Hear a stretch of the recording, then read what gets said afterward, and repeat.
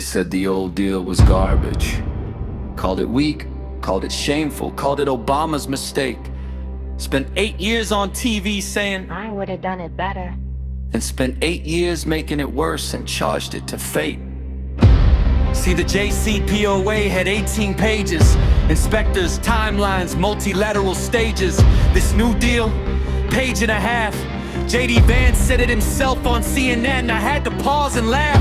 For a nuclear nation, a page and a half. For a strait that feeds the global equation. My grocery receipt is longer than this foundation, but congratulations, we got a deal. Standing ovation. Obama sat down with Robin Roberts, calm, measured, choosing every word with care. Said it's doubtful this improves on what we already had. The media heard Obama torches Trump in the air. That's the spin machine doing cardio, taking a sigh and making a war cry, taking a diplomat's caution and selling it as a victory high. Nobody wants to say the quiet part slow, that what was torn apart in 2018 is what they crawled back to in the snow. Cause here's what happened, and I need you to sit with this. 2015 deal signed, inspectors inside. Iran's enrichment is capped, the IE is verified.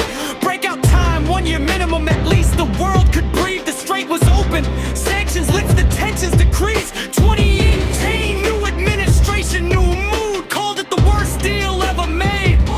Surrender. What was the attitude? Pulled out unilaterally, no replacement, no plan, just vibes and maximum pressure and a shredded agreement in hand.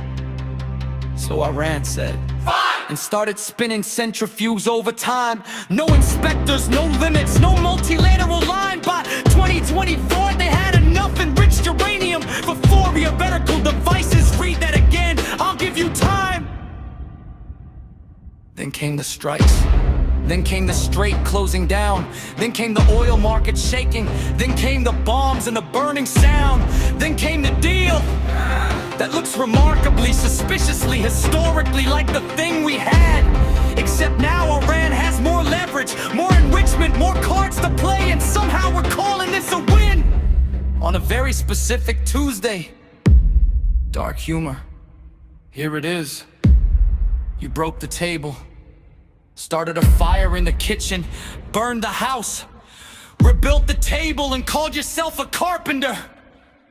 And the media, oh, the media is cooking. Every channel's got a different meal. Left side says Trump surrender, right side says tennis deal.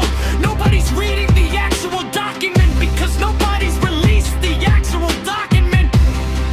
And we're all here debating feelings over a framework that might still congeal.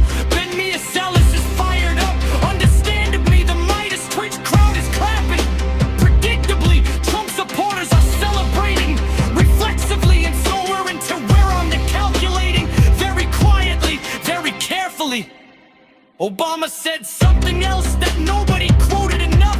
He said he hopes the bombing stops. He said ordinary people are suffering. He said diplomacy is hard and bullying your way to solutions. Appealing, but the math never adds up, and that hit different. Cause that's not a partisan statement, that's just a man who's been in the room telling you what the room costs.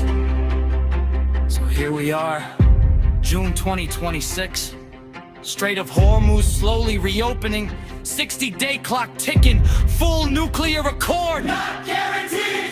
Verification mechanism still being written, enrichment levels upon still enriching at low levels, which was also in the JCPOA, which Trump called a disaster, which Trump just recreated on a page and a half of paper.